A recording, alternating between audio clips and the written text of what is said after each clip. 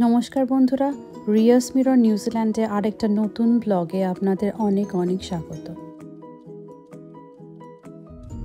আমরা আজকে যাচ্ছি আমাদের এখানে একটা ফার্মার্স মার্কেটে। এটা আমাদের এখানে পাপামোয়াতে প্রত্যেক রোববার 8টা থেকে 12টা অবধি বসে। এখন প্রায় সকাল 10:30, তাই আমরা যাচ্ছি। দেখি ওখানে গিয়ে কি পাওয়া যায়। আমাদের এখানে আমরা জানতাম এখানে প্রত্যেক রবিবারই বসে, কিন্তু আমাদের সময় হয়ে ওঠেনি যে রবিবার করে যাওয়ার, কিন্তু আজকে যাচ্ছি। আজকে আমরা প্রথমবার যাচ্ছি, তো আমরা যাচ্ছি আর আপনাদেরও দেখাবো ওখানে কি কি পাওয়া যায়। আমাদের বাড়ি থেকে ফার্মার্স মার্কেটটা বেশি দূরে নয়, 5 মিনিটের ড্রাইভিং। আজকের ওয়েটা আজকে কিন্তু 1 সেপ্টেম্বর, আজকে প্রায় স্প্রিং এর, আমাদের এখানে অফিসিয়াল স্প্রিং এর প্রথম দিন ধরা হয়।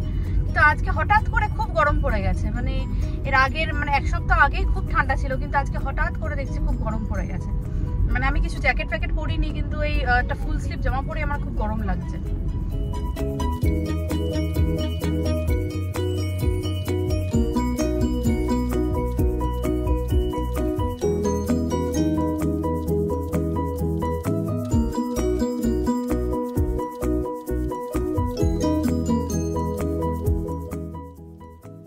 এখানে গরমকাল আসতে না আসতেই মানুষের মন ভালো হয়ে যায়।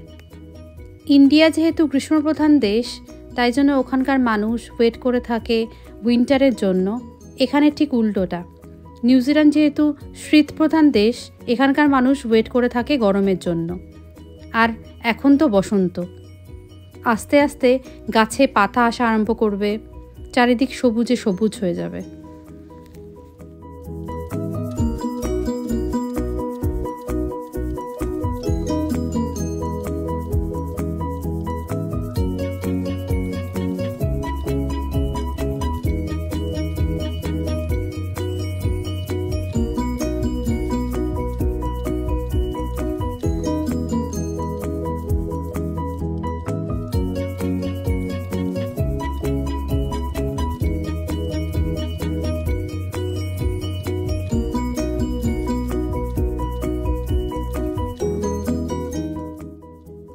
গাড়িতে বসার 5 মিনিটের মধ্যেই চলে এসেছি আমাদের এই মার্কেটে।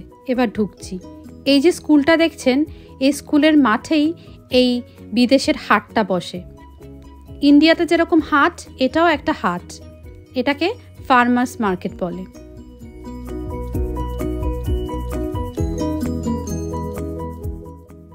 এটা শুধু পাপামোয়াতে নয়, বিভিন্ন জায়গায় উইকেন্ডে স্পেশালি এই মার্কেটগুলো বসে। বিভিন্ন ছোট ছোট ব্যবসায়ীরা ছোট ছোট তাঁবু খাটিয়ে বিভিন্ন দোকানে তারা জিনিসপত্রগুলো বিক্রি করে।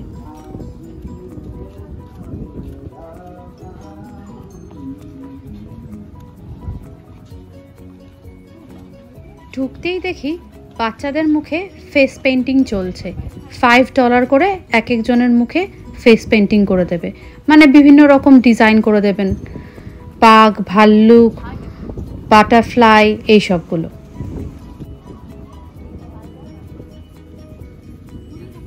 দেখুন, ঠিক যেন ইন্ডিয়ার হাট। ইন্ডিয়াতে যেমন ব্যবসায়ীরা ছোট ছোট জিনিসপত্র বিক্রি করতে বসে, এটা ঠিক বিদেশের হাট। কিন্তু হাট বলে জিনিসপত্রের দাম মোটেই সস্তা নয়।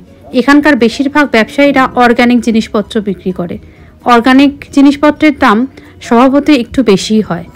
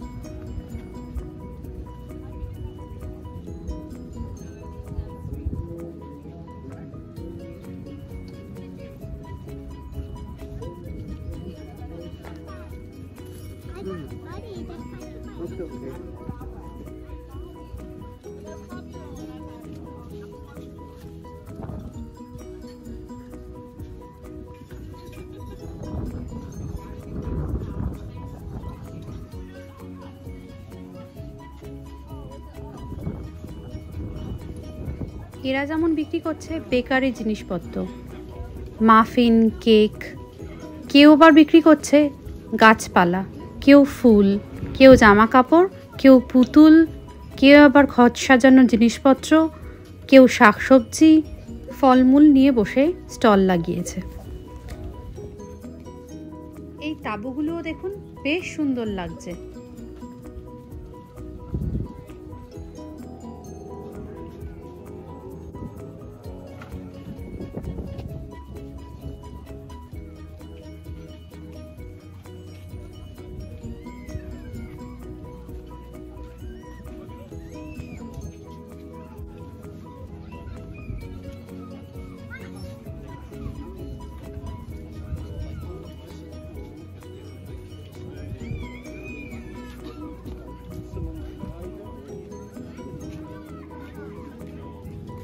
এখানে চারিদিকে স্কুল দিয়ে ঘেরা, মাঝখানে একটা বড় খেলার মাঠ, আর তারও মাঝখানে এই প্লে এরিয়াটা।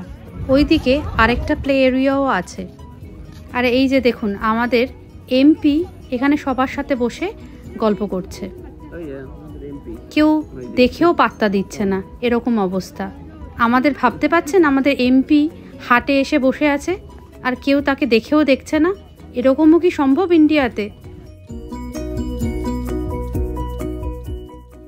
এখানে ভোটও যে কখন হয়ে যায় আপনি ধরতেই পারবেন না। না কোনো ব্যানার, না পোস্টার, না কোনো প্রচার, কিন্তু আপনার বাড়িতে একটা কাগজ আসবে, যাকে ভোট দেবেন সেই বুঝে। আর আপনি যাকে ভোট দিতে চান সেই ব্যালট বক্সে আপনি ওই কাগজটা ঢুকিয়ে দেবেন। বাস, আপনি রেজাল্টের দিন জানতে পারবেন কে বা কোন দল জিতলো।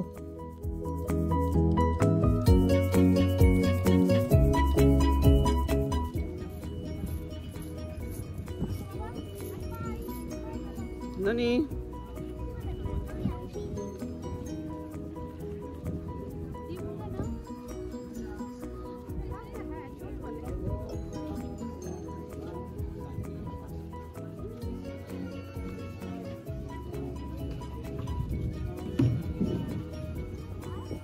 No. Follow me, Nani.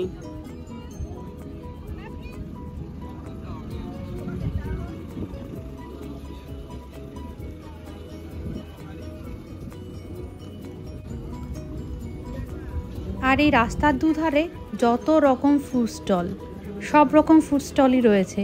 Chinese, Italian, Maori, সব রকম ফুড পাওয়া যাচ্ছে।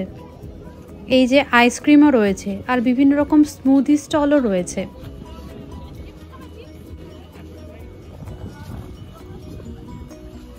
রিচা তো একটা ক্যান্ডি ফ্লস নেবেই, তারপর বোঝালাম যে এটা খাওয়া ক্ষতিকর, তারপর গিয়ে রাজি হলো। আর এই যে ফুড স্টলগুলো রয়েছে, এদের বিভিন্ন রকম ক্যাটারিংয়ের দোকানও রয়েছে। আপনি চাইলে এদের থেকে ফুড অর্ডার করতে পারেন। চিনি আর ননি তো এই প্লে এরিয়াটা দেখে দৌড়, ওরা ওখানে খেলবে। অগত্যা আর কি করার, দাঁড়ালাম, ওরা খেলছে, বসে দেখি। এই যে তিনজনে মিলে কীরকম দোল খাচ্ছে দেখুন। বাচ্চাদের জিনিস দেখলে আমাদেরও মাঝে মাঝে আমাদের শৈশবে ফিরে যেতে ইচ্ছা করে, কি বলুন?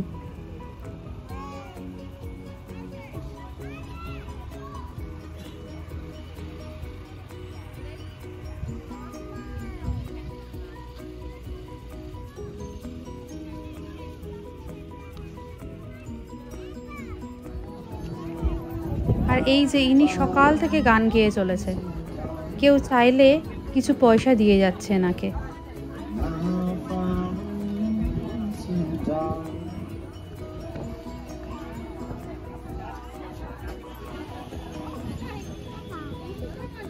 আমরা আসলে যে জিনিসটা কিনতে এসেছিলাম সেটা হলো এইটা, এই হাঁসের ডিম। চন্দন এত ভালোবাসে এই হাঁসের ডিম, এখানে তো হাঁসের ডিম পাওয়াই খুব দুর্লভ, একেবারেই পাওয়া যায় না। তাই এটা নিতেই এখানে এসেছি। 12টা হাঁসের ডিমের দাম $9, মানে ইন্ডিয়ান টাকায় 450 টাকা।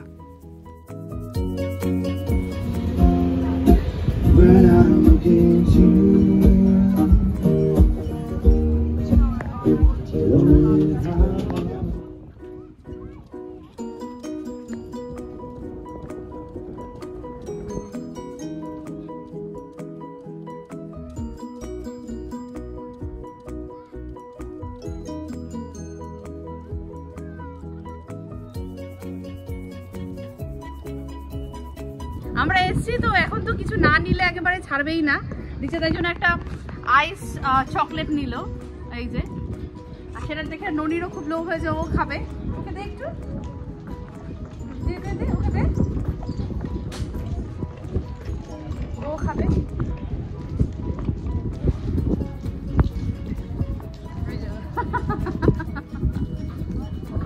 তো আমরা নিয়ে হাঁসের ডিম নিয়ে আমরা এখন বাড়ির দিকে যাচ্ছি। আজকে আমার বাড়িতে গেস্টও আসবে, এই জন্য রান্না বান্না করা বাকি আছে, রাত্রে আসবে যদিও।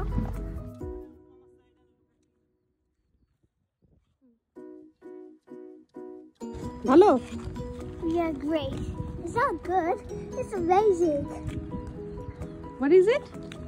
It's not good. It's amazing. Yeah, amazing. Okay. Teacher এটা অ্যামেজিং লেগেছে। এই যে বাজার প্রায় শেষের পথেই।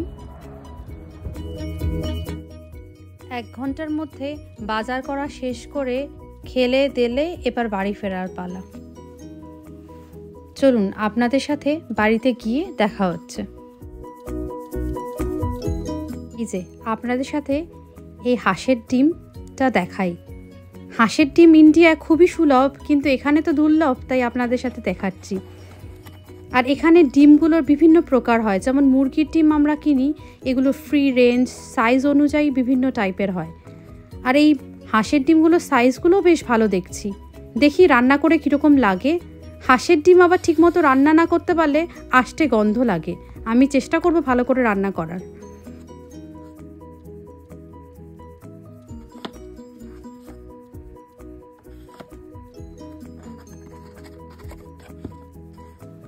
এই যে দেখলে হাঁসের ডিম, আর এইটা হলো মুরগির ডিম। এখানে নর্মাল মুরগির ডিম এরকম ব্রাউন রঙের হয়।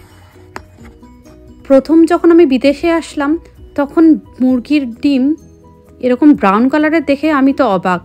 ইন্ডিয়াতে তো কোনোদিন সাদা ডিম ছাড়া আর কোনো ডিম দেখিনি। এখানে ব্রাউন মুরগির ডিম অদ্ভুত লাগলো, কিন্তু এখন চোখ সওয়া হয়ে গেছে। এখন সাদা ডিম পেলেই সেটাই অবাক লাগে। এই যে হাঁসের ডিম বহুদিন পর সাদা দেখলাম।